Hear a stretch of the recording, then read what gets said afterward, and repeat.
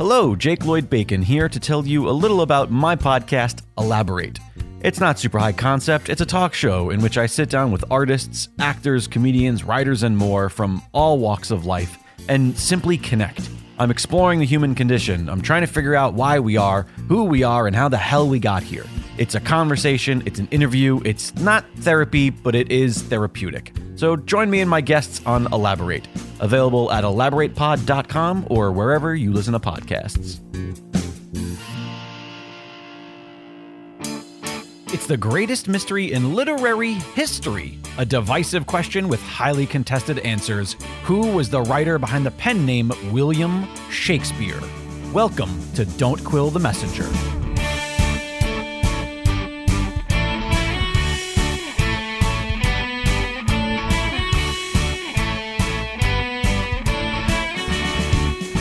Here's your host, Stephen Sable. Welcome back, fellow Quillers, to another exciting episode of your favorite Shakespeare Authorship podcast. I'm very excited today to welcome back one of my favorite guests. As promised to you all over the previous several episodes, I am in the presence of the great Hank Whittemore.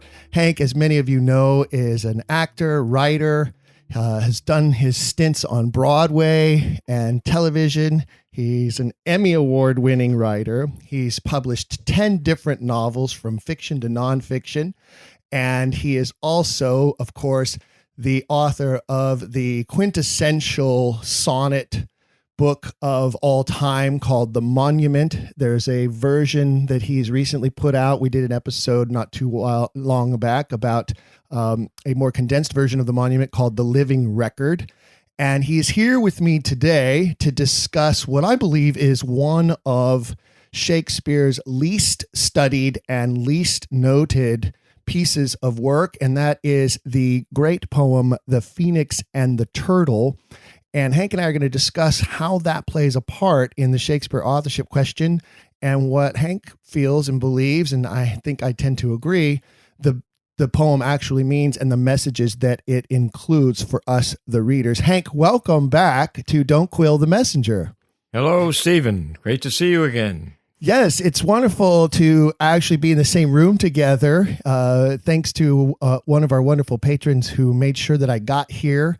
And this is just one of the episodes that we'll be recording while I'm here with you and sharing with our listeners. But I wanted to start with this one, Phoenix and the Turtle, because as I said, I think it gets ignored far too often.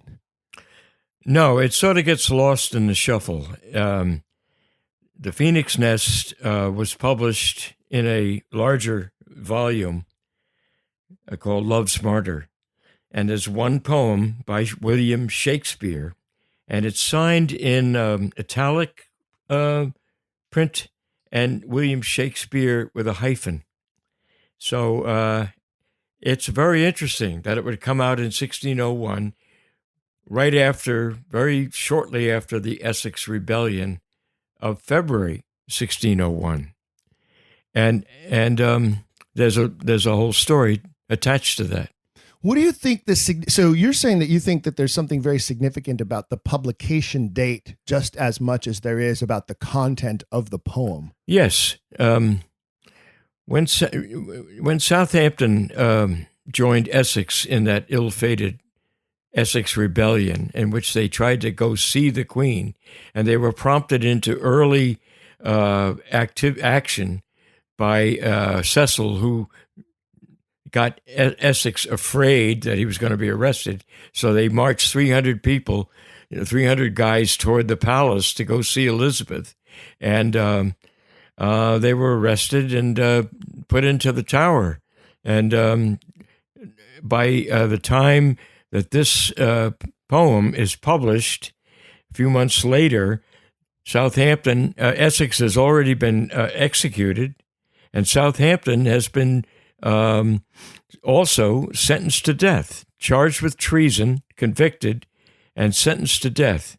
So all of the Earl of Oxford's dreams for Southampton, to whom he had attached his pen name in the beginning in 1593, all the dreams of succession, of promoting this young earl, who was his son, I believe, and I believe it's borne out in the sonnets over and over and in other works, that he was, his hopes for that pen name to promote Southampton and have people realize that he should be the next king are all gone.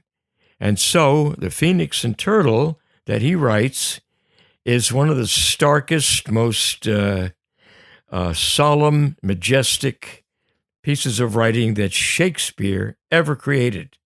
It's a allegorical funeral for the death of the Phoenix, which is Elizabeth. That was one of her major emblems, and she was called the Phoenix a number of times.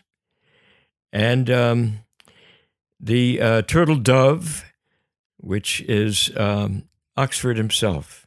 Dove is also an anagram of Edward de Vere.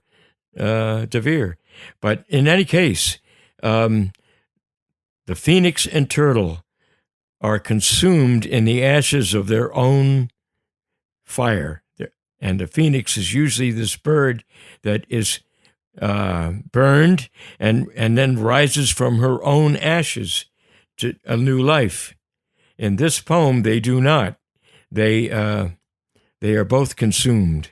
And we can get into the poem itself, but he is writing, as you put it to me, we were talking about this, the exclamation point to the sonnet story. Yeah, I kind of like that analogy. I think that the Phoenix and the Turtle is sort of like the dot on the exclamation point of the sonnets and sort of wraps them up in this sort of final way. Yeah. And it's one of the reasons why I think a lot of Orthodox scholars just stay away from the poem, because they can't explain it inside the orthodoxy. Now, I know there are a lot of folks out there who are authorship doubters who have trouble with the idea of the succession theory, the theory that the Earl of Southampton is indeed the son of Edward de Vere. And I think the more you get into the sonnets and the poems and not even address the plays themselves, I think the more you find the real story of what happened here. And I think it starts to paint out and make even more and more sense. And I do believe, as you know, that what we really need is a narrative that makes sense.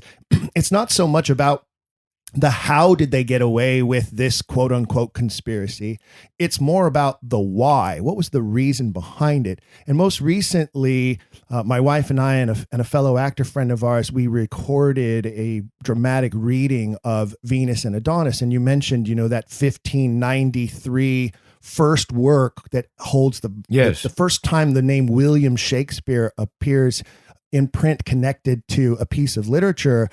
And it is immediately connected to the Earl of Southampton. Yes. And we made sure that in that piece, when we recorded it, that we included that dedication, because I think that dedication is so super important. Yes. And it's the beginning of the story, regardless of what you believe the why is. It is, without a doubt, the beginning of the Shakespeare story. Take the premise that Southampton was the royal son, unacknowledged, of Elizabeth and Oxford.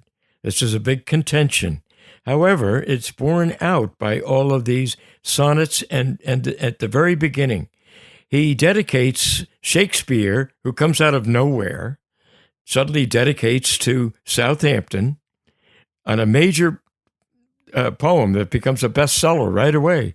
And I think that's deliberate on Oxford's part. He writes a kind of novel that everybody wants to read. And why? Because he's advertising and promoting Southampton as heir to the throne.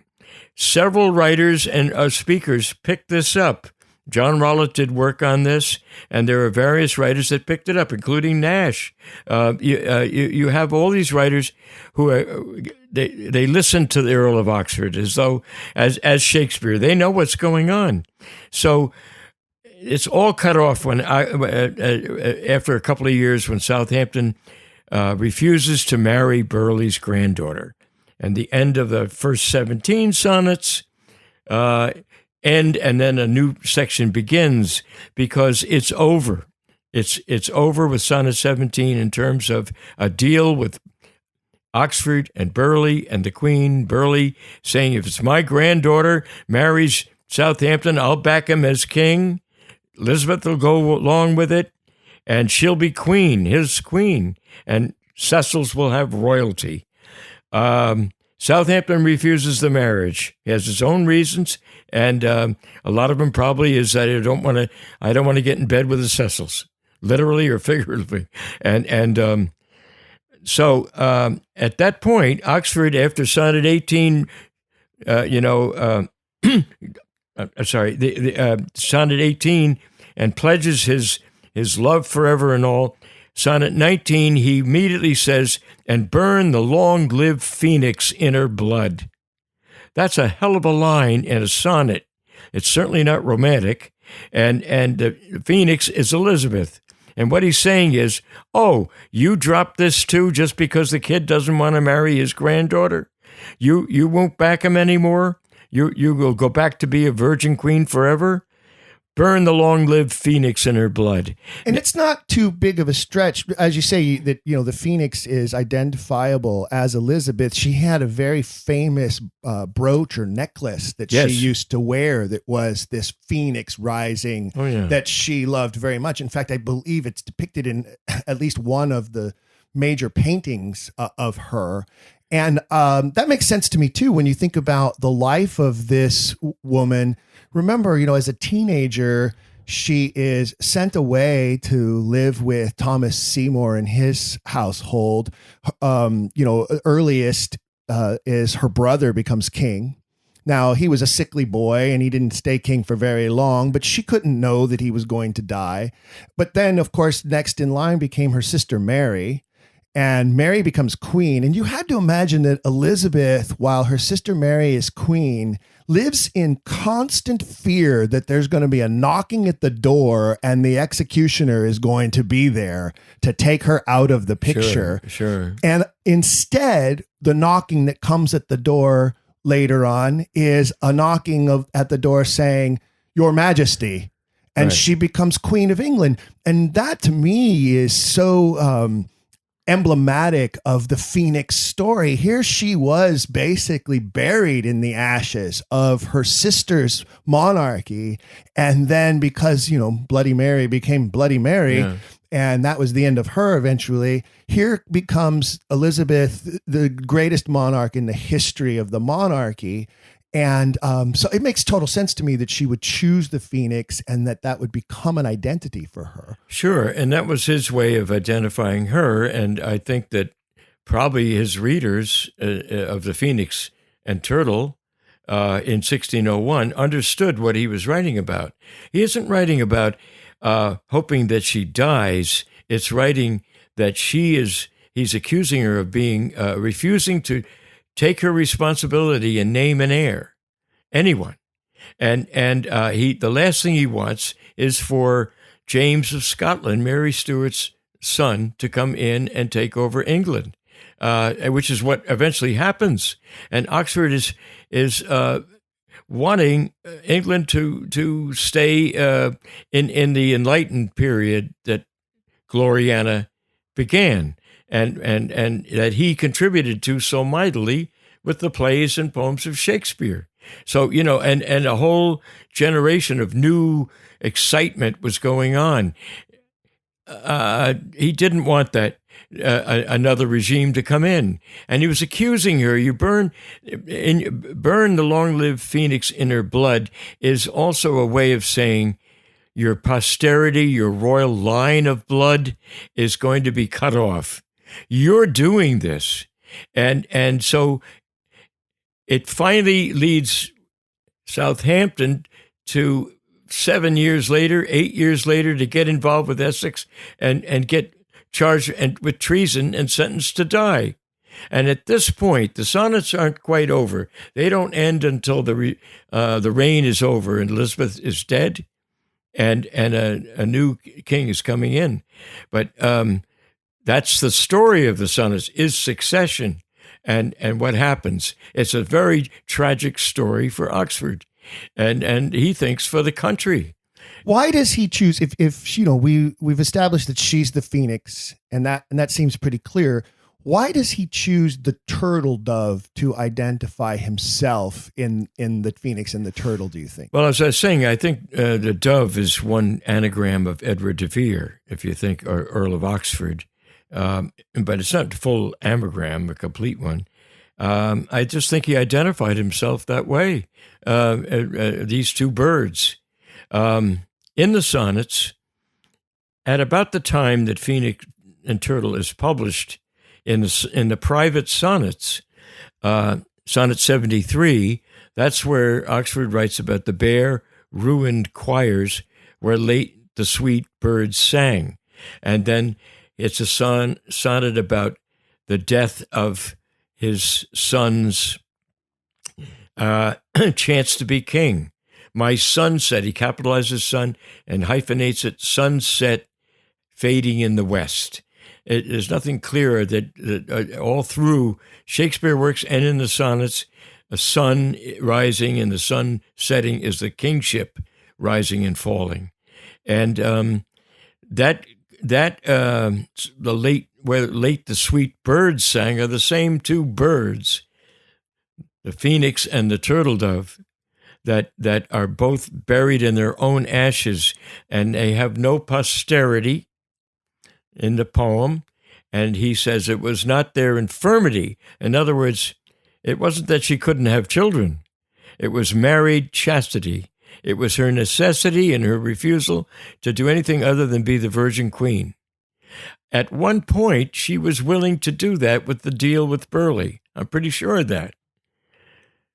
But when that was over, that's when he got angry at her, and that's why he lost control. He lost control of his son, and the son was swept up by Essex, and it's like a lot of parents are like, what are you going? What are you doing? And look, this was 1593, 94, when that was over. 7 years later, that's not a long time. Southampton becomes a warrior, a military guy and everything, and he loves Essex, and he's loyal. And all of a sudden, he gets swept up, and it's over. That's what this allegorical funeral, for the three of them, truth, beauty, and rarity, he calls the three, the family of the three. Himself, the Queen, and Southampton. Buried be, these dead birds sigh a prayer. It's a requiem. It's the ceremony is a funeral. Think about the great tragedy of that, and so many parents out there who can relate to this. I have this image in my mind of Oxford looking in the mirror, excuse me, and seeing his son, and realizing that the chip off the old block analogy, the apple doesn't fall far from the tree kind of thing. And here is this young man who is so much like his father that he is screwing up his own life by making similar bad decisions that his father made through his life. Yes. And the reflection of that, and how tragic that is, and how true that is to history. And so many parents out there who can go, oh, I don't want my kid to follow in my footsteps and to make the same mistakes that I made. How do I avoid this? How do I stop them from doing it? And you can't. Yeah. And as much as you've thought you're a good parent and you want to control this, you're out of control. And all of a sudden you go, let's hope for the best.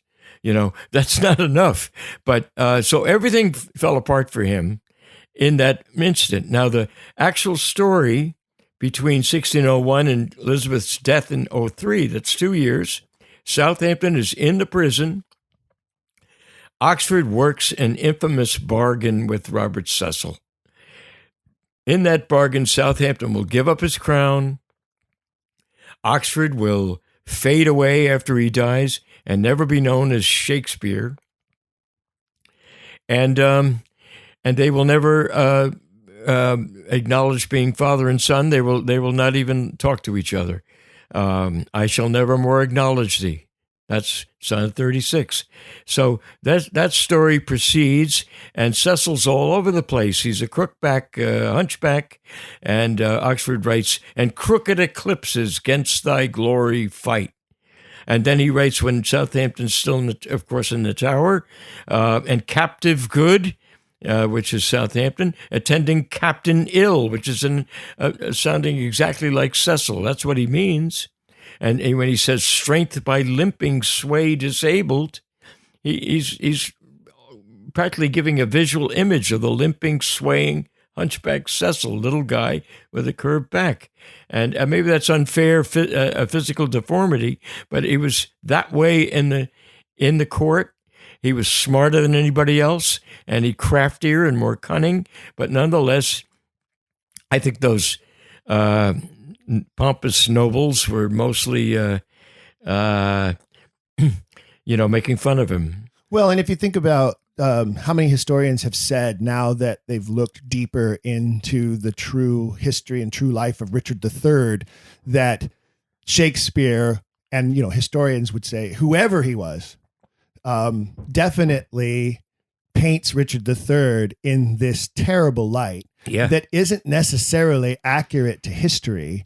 And it turns out that Richard III wasn't probably the villain that Shakespeare makes him, but he uses that connection of that deformity to basically, and one of the best openings of a play ever, right? Yeah. With the word now. And I always tell actors, whenever a character in Shakespeare uses the word now, they mean right now. That's right. The impending urgency is immediate and strong and needs to be.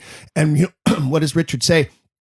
Now is the winter of our discontent made glorious summer by this son of York, and goes into this fabulous monologue where he talks about, I am physically not made for this world. Right. And because I am physically deformed, my insides are deformed as well. And that's, a lot of people would look at that and say, well, what a horrible way to look at people who have a physical disability. But that's not the point Shakespeare is making. The point is he's being very specific about Robert Cecil. And he's saying this guy is evil from the inside out and from the outside in. Well, yeah, Cecil was fighting for his own survival, if you will. If Southampton had become king, they probably would have put Cecil in the Tower, for all I know. And done away with him. Who knows? They hated him. They hated his father, maybe unjustly in many ways, but that's what went on. And in this case, Cecil thought, if I don't get James on the throne, I'm a goner. I'll lose my power, and I'll lose posterity for my family, the Cecils. Now, and his father had on his deathbed practically, implored him, even by letter, to please do whatever you can to control the succession.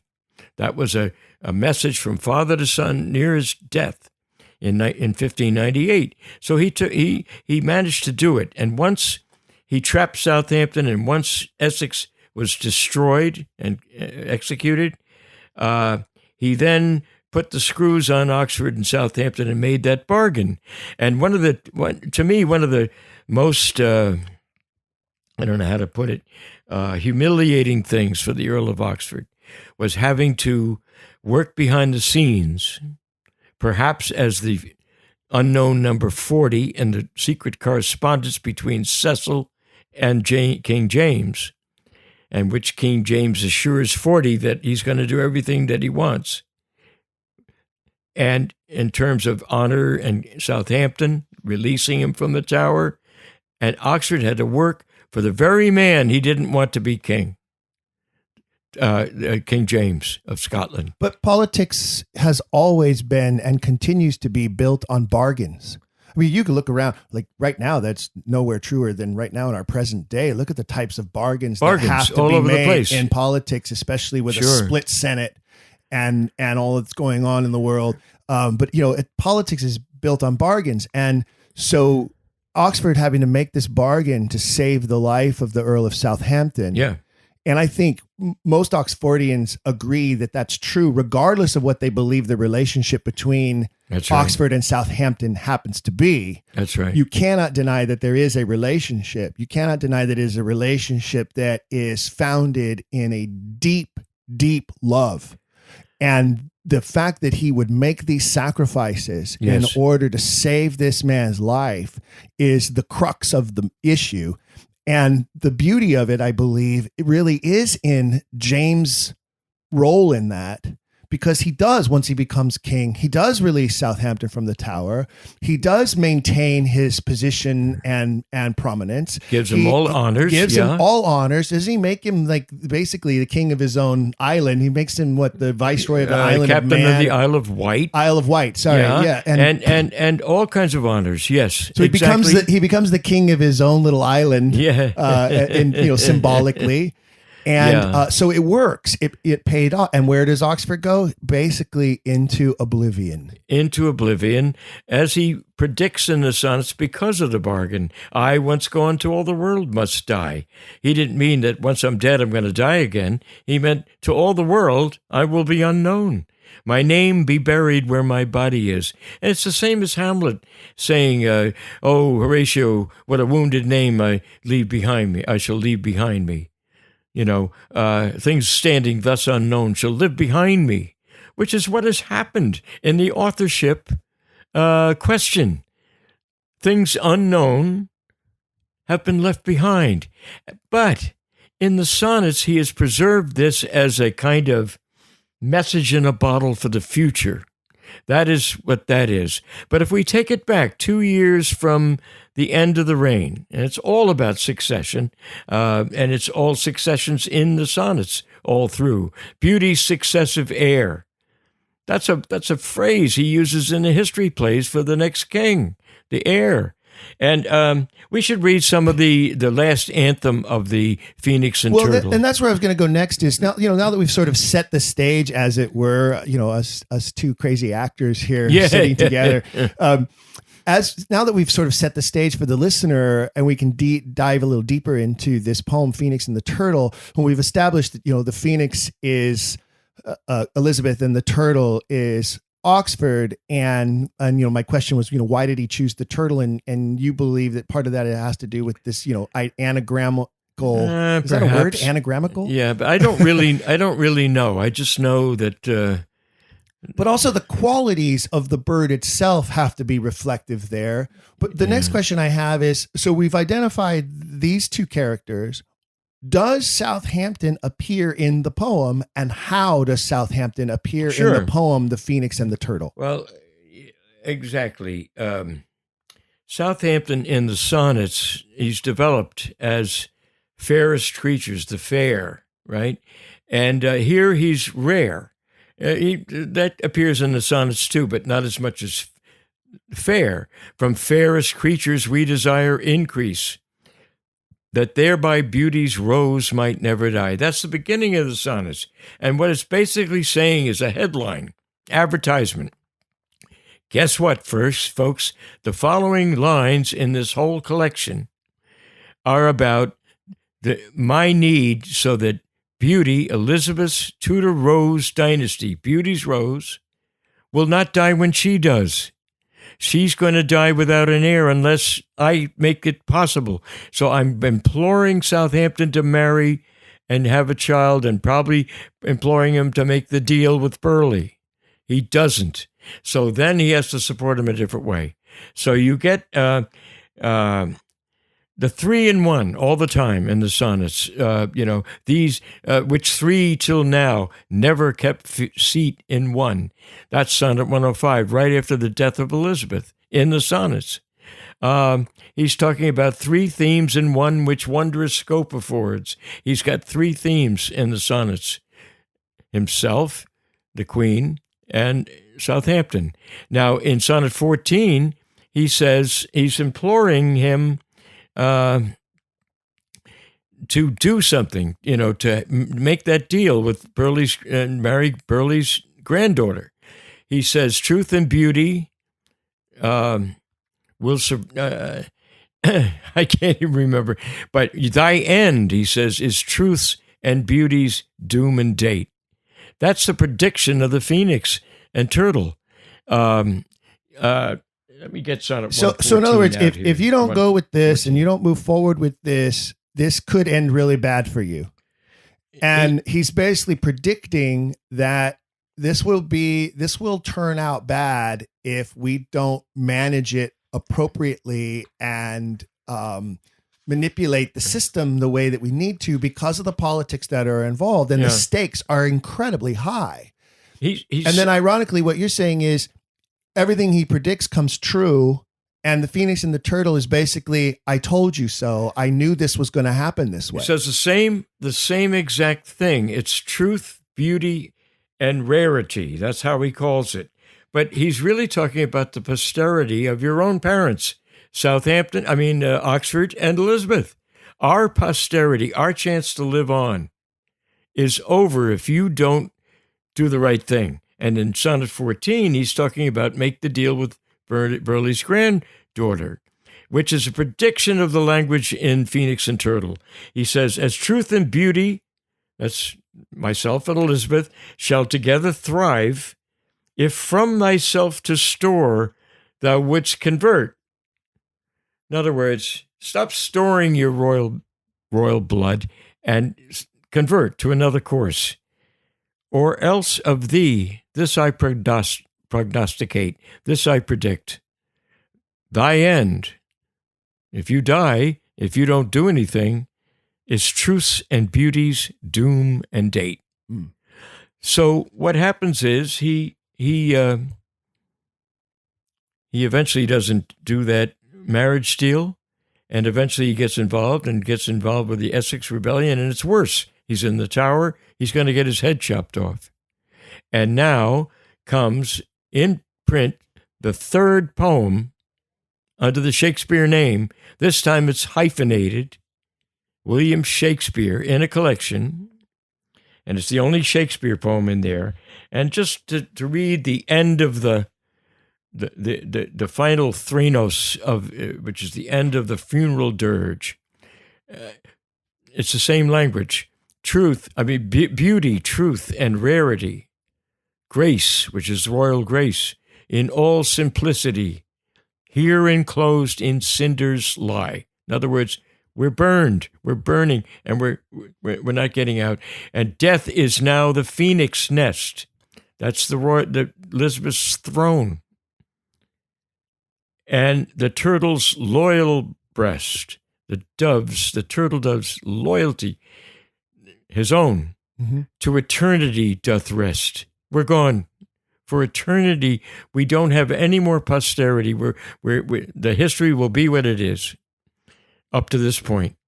And regardless of the tumultuous relationship between Edward and Elizabeth, and boy, was it, up and down and around, and you want to talk about a roller coaster ride. I always say over and over again, just that relationship. It's a hell of a good story there. Take the Shakespeare aspect out of it, just their relationship and the ins and the outs and the ups and the downs from her champion to being outcast at court to his own imprisonment in the Tower after the affair with Anne Vavasour.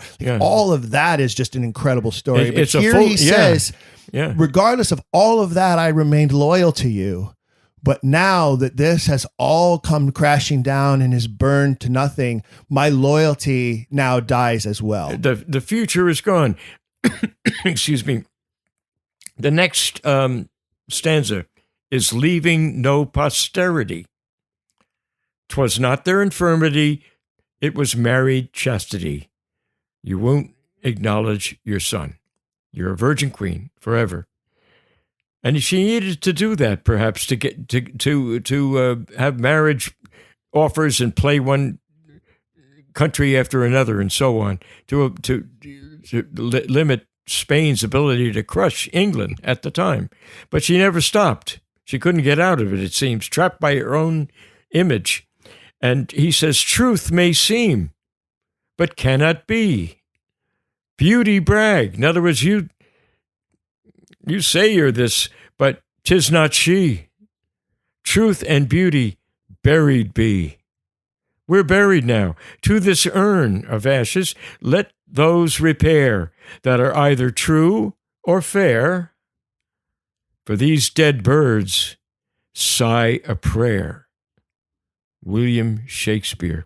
Now, if you don't, first of all, know that the Earl of Oxford wrote that, and for a long, long time, generations before Thomas Looney identified Oxford as Shakespeare, they had no idea. Nobody had any idea why this Shakespeare would write such a poem. Right.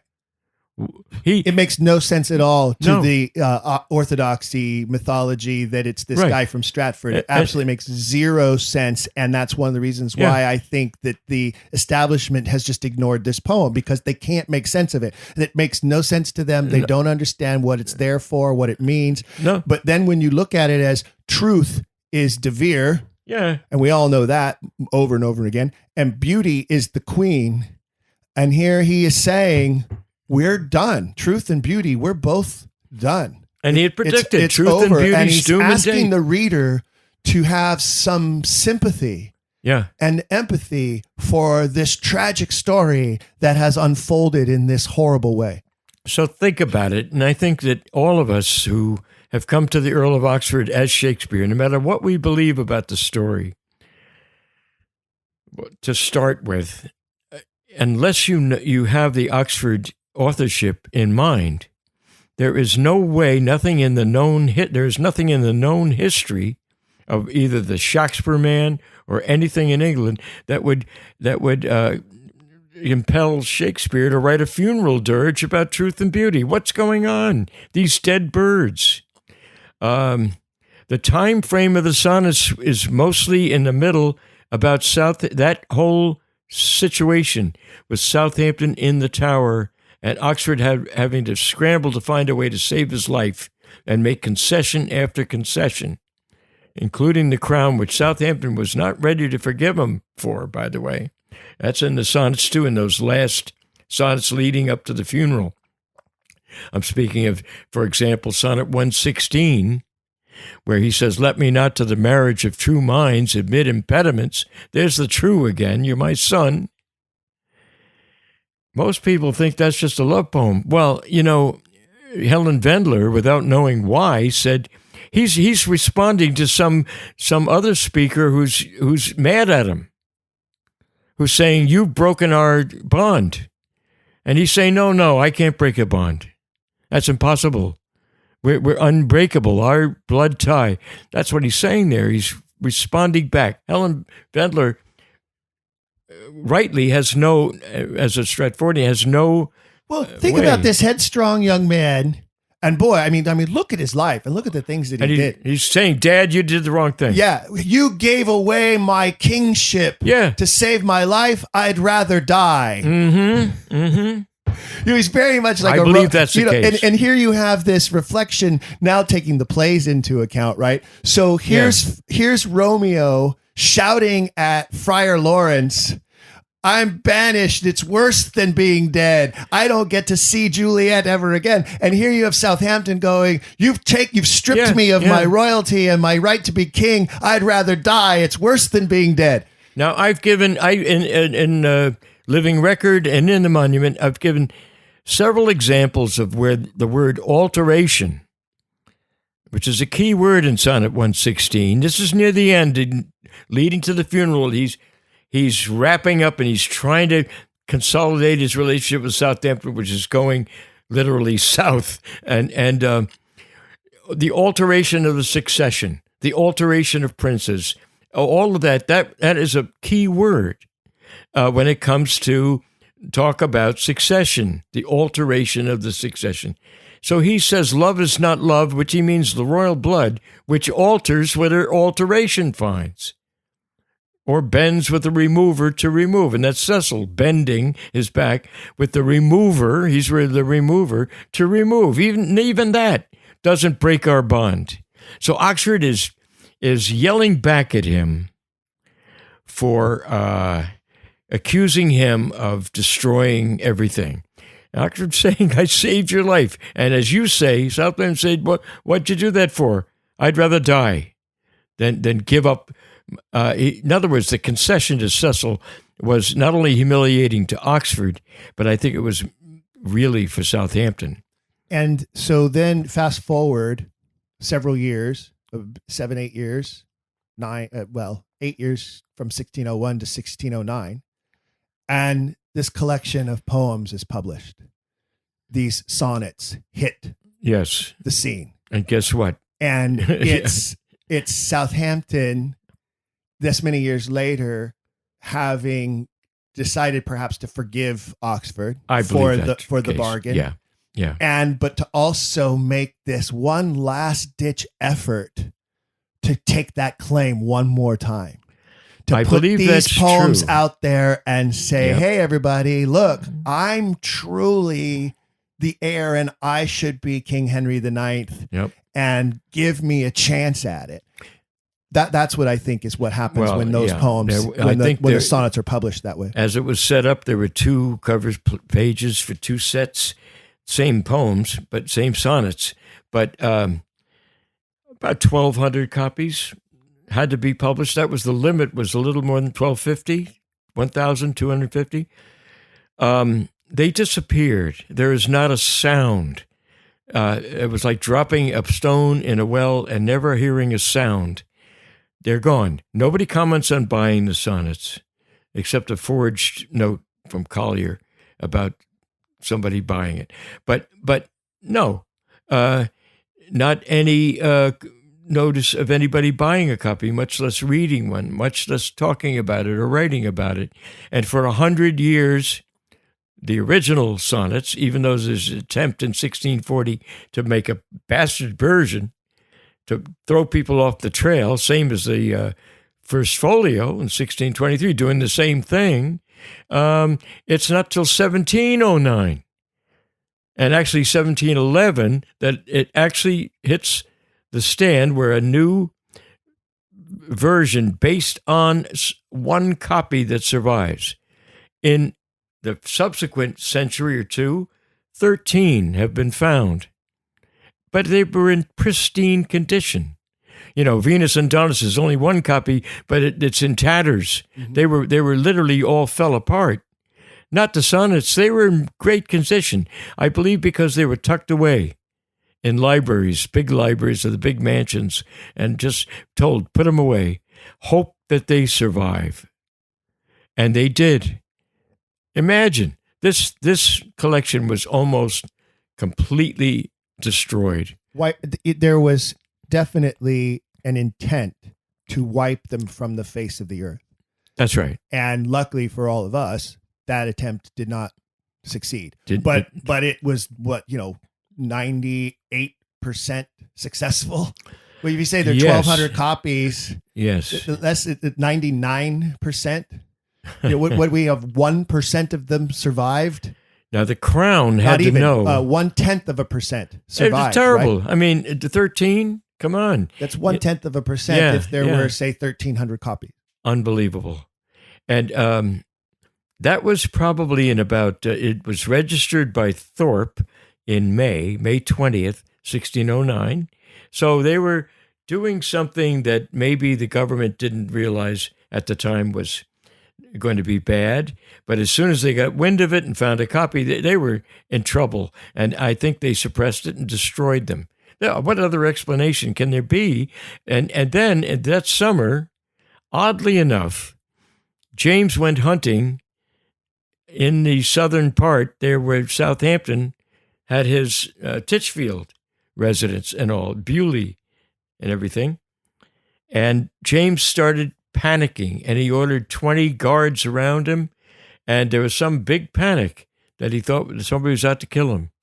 And guess who had to come and save him was Southampton himself, provided the guards.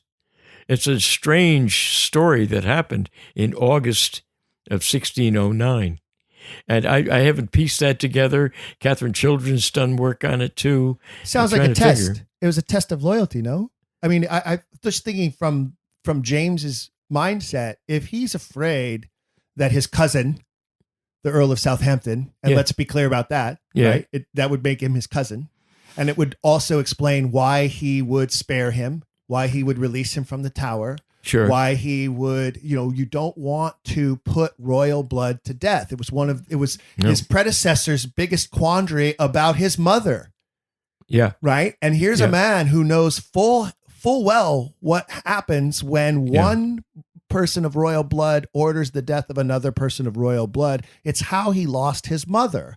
Yeah. And so he doesn't want to replicate what Elizabeth did to his mother in the death of his cousin Henry. Right. Exactly. But yet he needs to make sure that Henry is loyal to him as king. Yeah. And so why not put him to the test and say, you will provide me the protection. And if something happens to me, everyone's going to know that it fell on good point. you. Yeah, that'd be my summary of how it went down. Ironically, though, how old, not how old, but how much longer after that does Southampton live? What year does he died die? in 1624. And what happened was so that's that's 15 years later after the sonnets are published, right? That's a pretty good long time. He was given up until the death of Cecil in 1612. He had been given, and Cecil was in charge of James's reign too. He was given no political power. He was given honors. He was given the Isle of Wight and all this stuff, Knight of the Garter, but no power.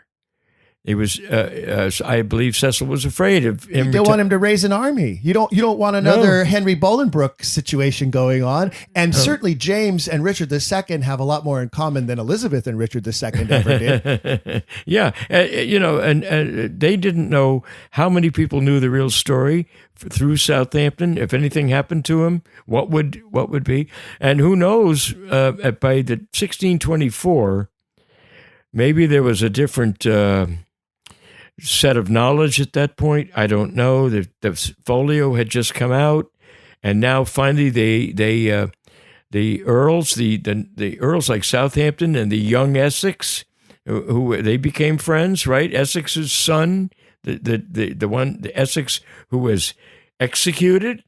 Now his son and Southampton are friends, and now Southampton is good buddies with Oxford's legitimate son, Henry de Vere, named, I think, after Henry Wriothesley, Southampton.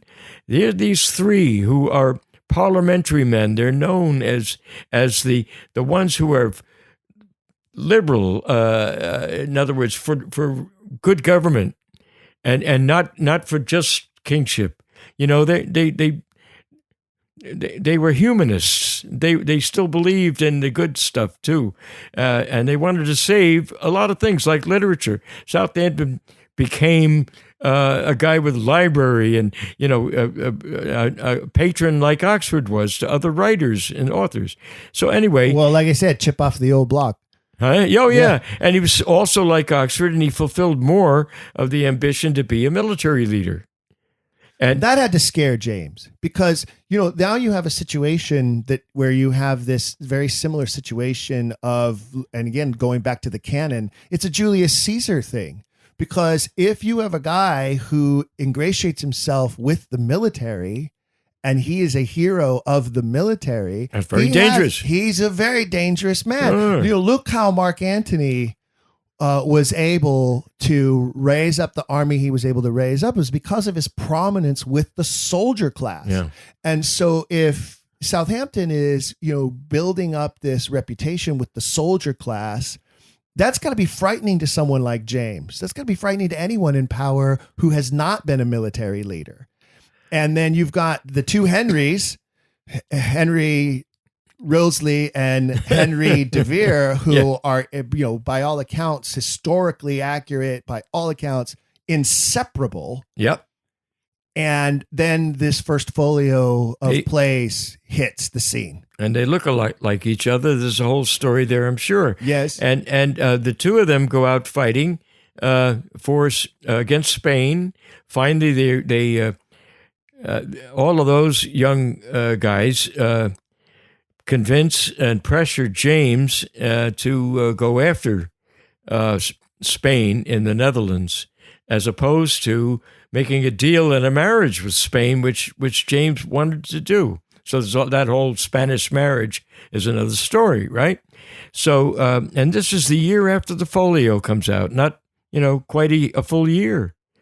So both die within a very short time. The young Earl of Oxford dies in March of 1625, but Southampton and his own legitimate son by his wife, Elizabeth Vernon, they both die of the same fever. And Southampton was on his way to bring his son home, the body, when he succumbed.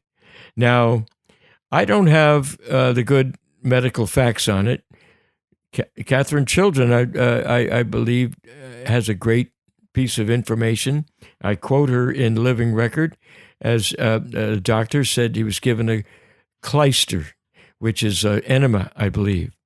And she puts a note saying it was a common form of being able to poison somebody to death. Oh, well, yeah. I mean, nothing is more absorbent than the rectal cavity, right? And boom. Yeah. So, I mean, I leave it up to somebody else to know whether that's really true or not, whether it really killed him. But he died right after that. He couldn't speak, and it was over. And so both earls, father and son, were brought back to Titchfield. And then Henry de Vere dies on the battlefield. Yes. No, that's the easiest place in the world to assassinate He was somebody. shot. Yeah. Yeah. Like he could have been shot by an assassin and they called it, he died in the line of duty.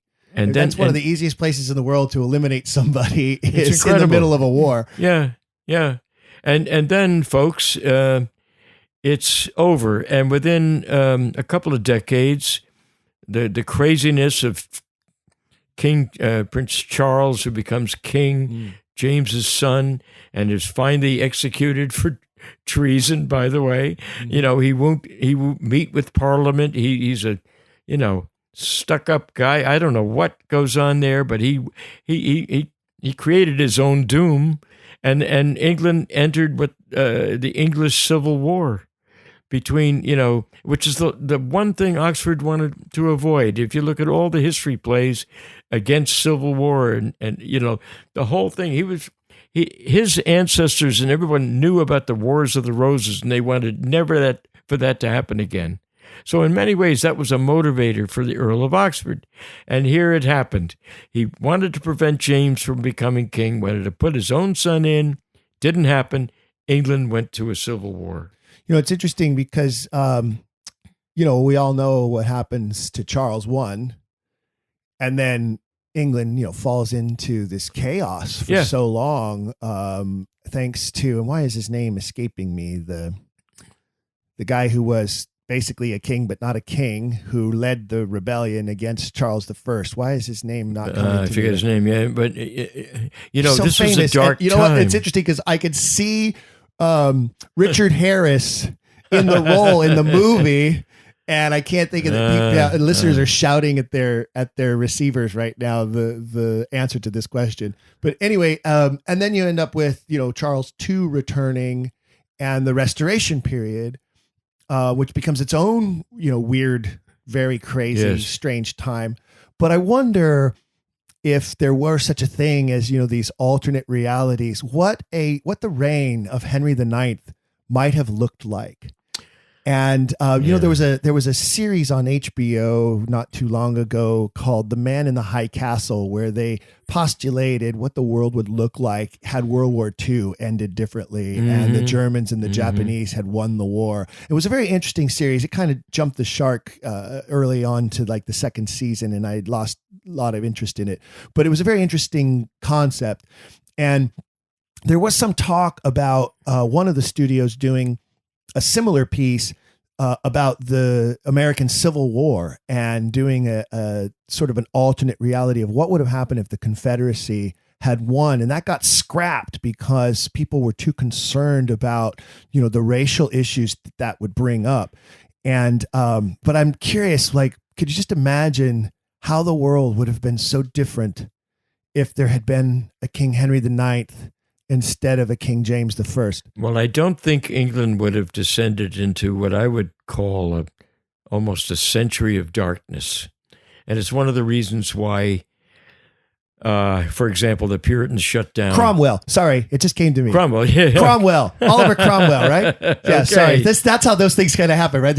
So now that was Richard Harris played them? Richard Harris played Cromwell.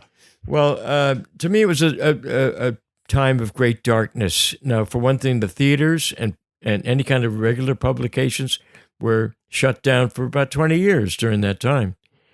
there were two great forces of censorship and suppression and all the rest: the Catholics from Spain and the Puritans of England.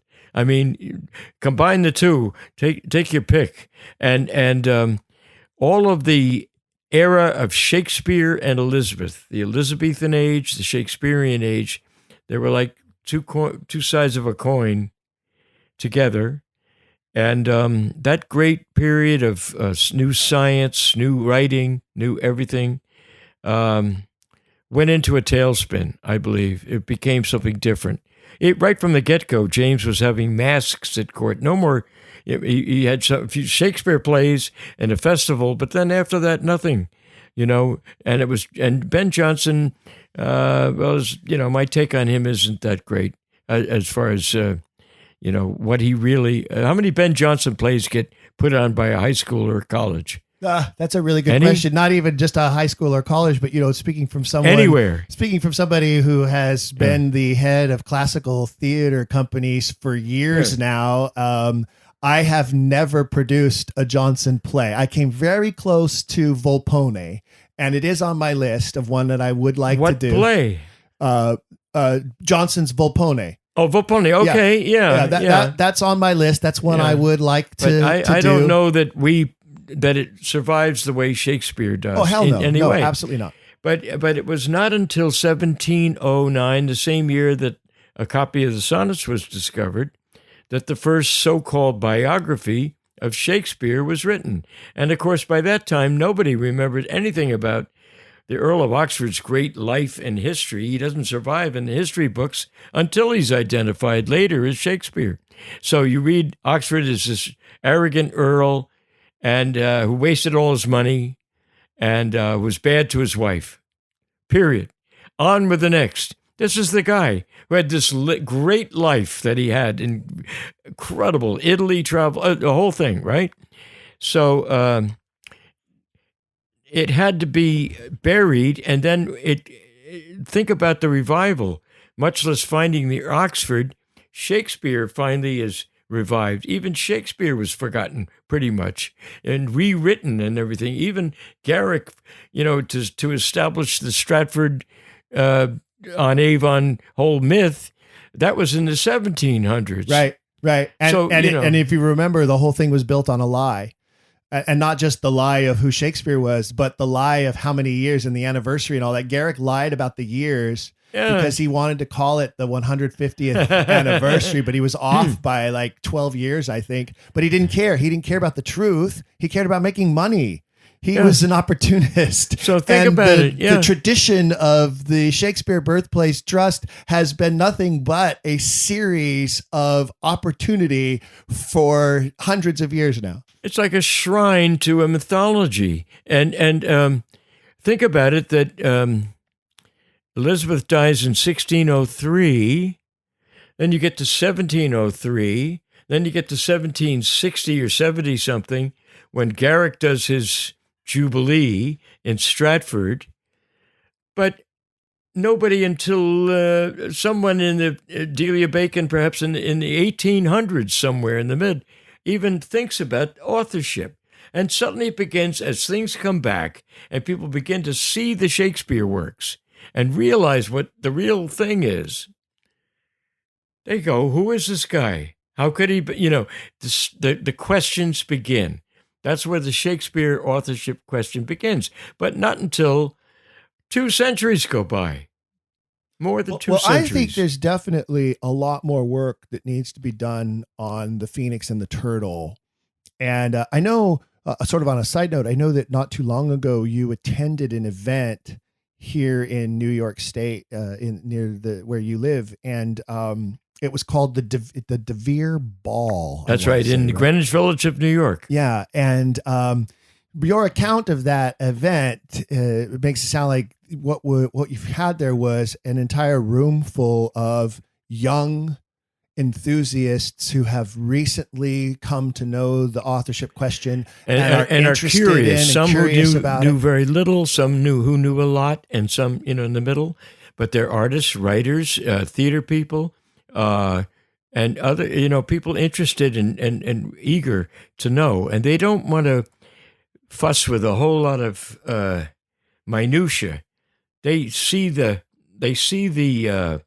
basic idea of Shakespeare, and it gives them inspiration. And to know that there's been 4 centuries of false history, this gives young people a big boost of motivation. Wow, we're in on something that has been buried for 400 years. So Phoebe Neer is young, talented theater artist and writer, screenwriter, and she organized this ball in an old building in the West Village. It's used to have a carriage house and a townhouse and, cobblestone streets and so on. And there they gathered in great festive dress and toasted the Earl of Oxford. Now, that comes outside the realm of our organizations, Shakespeare Oxford Society, Fellowship, De Vere Society. No, this is just a bunch of eager, talented artists of different points of view and everything. That's what I attended it. I was invited guest, and I loved it because this is what you dream about, that it becomes a subject for everybody to get involved with, to think about, and not to tell them we have the answers. Well, it's a whole new generation of this community that has formed, this Oxfordian community, and like you say, sans the organization starting to form. It's not about an organization or a club. It's about a community. Yeah. And here is this developing community that has this energy and this excitement, and in some ways, I think a little bit of anger. Like they're a little bit pissed off that they've been lied to for so long. Yeah. And that is a thing that's happening right now in the world, is people who, too much fake news, right? And here we're learning this story that's been fake news for 400 years. Yeah. And finally there is a generation that's waking up to that and rising up against that. That's and right. Eventually some of these folks, these younger new Oxfordians, we'll call them, they're going to want to make their own name for themselves. And one area I believe that some very enterprising young Oxfordian can do so is to just dive deep and tear apart the phoenix and the turtle and really help explain what the details there mean and how that's connected to the sonnets and how that's connected to the story, and not the how, but the why was the pseudonym William Shakespeare invented and used so prominently during that course of history. I agree. And we haven't torn it apart and taken it line by line. It was too much. I believe that's too much to do. But as a concept, as a funeral dirge, an allegorical funeral for the dynastic hopes of Oxford and Elizabeth for their son to succeed, has gone up in flames, and therefore their posterity has been consumed in the fire. Posterity as what the truth was. Truth and beauty buried be. Truth is Oxford, beauty is Elizabeth. It is not only the concepts of truth and beauty, but the people. Our posterity is gone.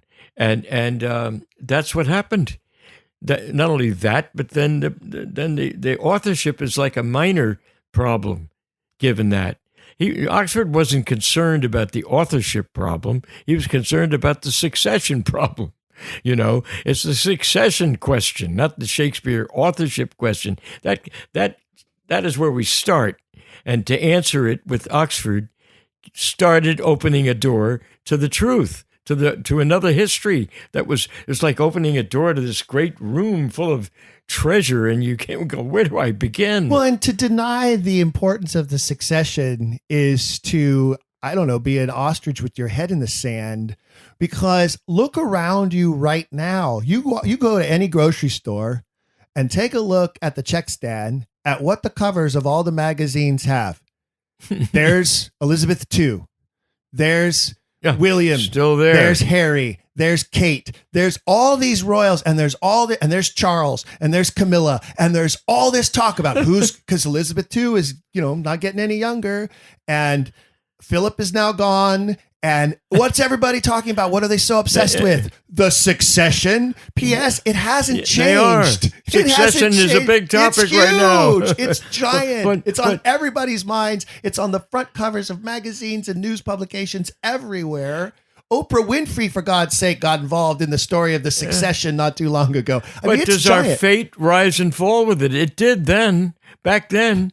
But does our fate rise? But we're still obsessed by it. Right. That's my point is, back then the importance was, 1,000-fold because it meant live or die. Whoever you attached your horse to was huge. What colors you wore, which rose was on your sleeve, the red or the white, was not that far in their immediate history. That's right. And like you say, they were afraid of, plunging deep into that same situation again. Yes. And like I mentioned before, I think there was a fear that Henry Wriothesley was going to be the new Bolingbroke and rise up against a king who I'll say was so much like Richard II in so many ways. I mean, James, sexual proclivity, avarice, and the rest that goes along with Richard II. He died of alcoholism and other kinds of internal problems, and I think he was a mess in many ways. Mm-hmm. And he gave himself over to the Buckingham, and Gondomar was the Spanish emissary who was almost leading them around, ordering them around because they wanted to get a marriage with Spain. Can you imagine? It's the last thing that Oxford, Southampton, and Essex wanted. They were trying to prevent it. And, this conciliation, they didn't want that. They knew what would happen. They saw all the books being burned. Spain came in and took over England. Another, Inquisition, and all of the humanist revolution of Shakespeare and Elizabeth would be gone. They tried to fight against that, but in some sense, having a totalitarian government and a dictatorship, there's a certain kind of backward, indirect, ironic benefit. If Oxford could have written an essay called The Phoenix and the Turtle, why we've lost our posterity, right? Yeah. Here's like the way I'm talking, which is not poetic and not that maybe that powerful at all. But he writes a dirge, a beautiful allegorical funeral dirge for the two dead birds, the loyal turtle dove and the phoenix who's burned in her own blood. And it's powerful. We may not know exactly what it's like, but it's remained all this time, and we're still talking about it. That's amazing. Very few things. It's a piece of art. It's a piece of, great, and also not wordy. This is the most, concentrated piece of writing. Oh, it's not a Venus and Adonis. It's not a Rape of Lucrece. It's not even a Passionate Pilgrim.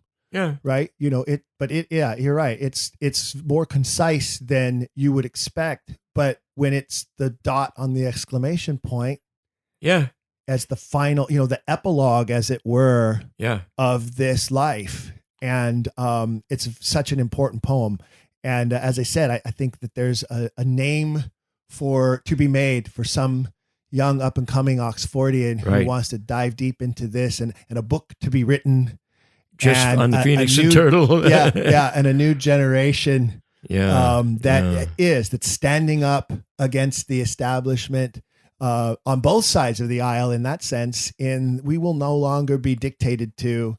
We will seek the truth. We will keep asking our own questions. You got it. And I absolutely love that. Thank you, Hank. As always, it has been a fascinating conversation. It is just the beginning. We have more episodes to come with our friend Hank Whittemore. I want to remind you that you can find Hank's latest book, The Living Record, wherever books are sold. And we'll put a link up at our Patreon page to the book as well as Hank's website so you can learn more. If you're not already following the Patreon page, you should be. It's a place where we will continually place information about the show, links to our guests and their research, and previews of shows and special features to come.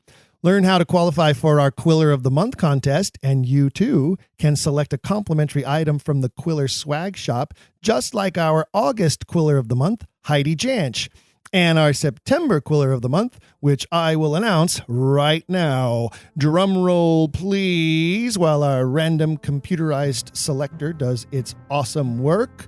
And the September winner is Joan Bray. Congratulations, Joan. Producer Jake will be sending you your gift code to use to select your complimentary Quiller swag item. New items will be coming soon, Quiller Nation. Jake designs all of the logos and art for the show, from our iconic mask image to our unique ransom letter logo, to the art for each episode, and of course the Quiller swag items. Jake is the Quiller designer extraordinaire. And thanks, Jake, for all that you do for the show. Before we wrap things up for this episode, I want to shout out to Daniel Cohen, who reached out to me about the recent episode featuring filmmaker Blair Murphy.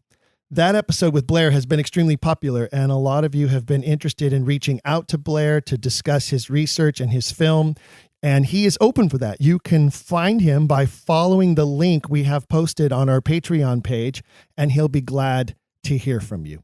I mentioned Daniel's message specifically because he has some intriguing work of his own he has been doing. And Daniel expressed to me that he is a plumber by trade, but has now become a scholar of the authorship mystery. Good for you, Daniel.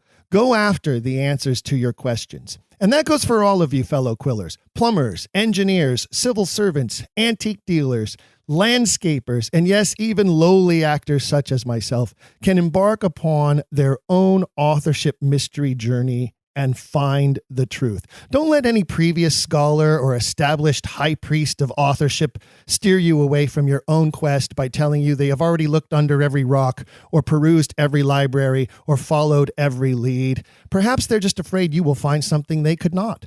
Who knows, fellow Quiller, you could be the one who cracks the next code, unearths the next clue, or even discovers that elusive smoking gun. This mystery is for everyone and anyone to solve, and I encourage you all to go after it. And don't forget, fellow Quillers, just like Daniel, you too can write to me with your thoughts and suggestions, your concerns and criticisms, your new findings and deeper questions by sending an email to contact@don'tquillthepodcast.com, contact@don'tquillthepodcast.com. There is no apostrophe in the word don't. Some of you have written to me and have made that error and had trouble reaching me. So contact@don'tquillthepodcast.com. And until next time, Quiller Nation, say it out loud with me so that people around you can hear it. Keep asking questions. If you've enjoyed today's episode, please leave a rating and review in your podcast player. For even more, visit our website, don'tquillthepodcast.com. There you can find official merchandise in our shop, as well as a link to our Patreon. This show is made possible by people like you. We hope you'll consider showing your support by becoming a monthly patron, where you'll receive bonus material and tons of exclusive perks. You can also join in the conversation on our Discord and by following us at Don't Quill the Pod on all social media. All of this can be found at don'tquillthepodcast.com, don'tquillthepodcast.com.